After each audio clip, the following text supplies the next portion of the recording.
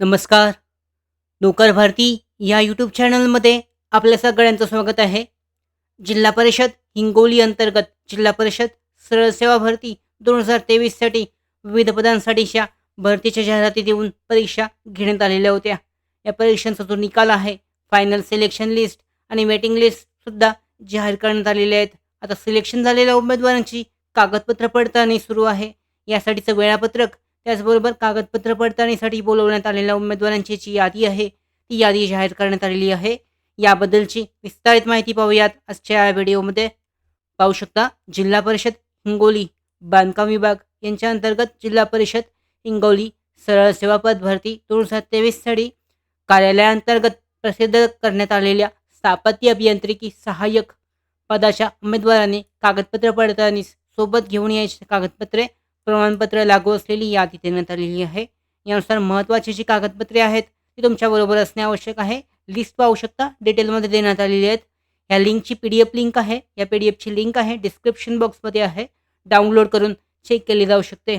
यामध्ये पाहू शकता, संकेतस्थळावर ऑनलाईन पद्धतीने भरलेल्या मूळ अर्जाची प्रिंटआउट आहे. तसेच परीक्षा फी जमा केल्याचा पुरावा आवश्यक आहे. अर्जदाराची माहिती बरोबर असल्याचे स्वयं घोषणा प्रमाणपत्र, शैक्षणिक अर्हतेचा पुरावा, वयाचा पुरावा, जन्माचा पुरावा, अशा पद्धतीने जे विविध डॉक्युमेंट्स आहेत, चेकलिस्ट पाहू शकता. ते महत्त्वाचे जे डॉक्युमेंट्स आहेत ते तुमच्याबरोबर असणे आवश्यक आहे कागदपत्र पडताळणीसाठी. याचबरोबर जी यादी जाहीर करण्यात आलेली आहे या पदासाठीची, जिल्हा परिषद हिंगोली सरळ सेवा पद भरती 2023 स्थापत्य अभियांत्रिकी सहाय्यक या पदासाठी गुणानुक्रमे कागदपत्र पडताळणी करता बोलवण्यात आलेल्या उमेदवारांची यादी आहे. यामध्ये खुला सर्वसाधारण, सिरियल नंबर पाहू शकता, कॅटेगरी देण्यात आलेली आहे आणि उमेदवाराचं नाव, सिलेक्शन झालेल्या उमेदवाराचं नाव देण्यात आलेलं आहे. ते सुद्धा चेक केलं जाऊ शकतं. कॅटेगरीनुसार आहेत ते सुद्धा चेक केलं जाऊ शकतं. समांतर आरक्षणानुसार ज्या जागा आहेत, उमेदवारांचे जे सिलेक्शन झालेल्या उमेदवारांची नावं आहेत ती चेक केली जाऊ शकतात.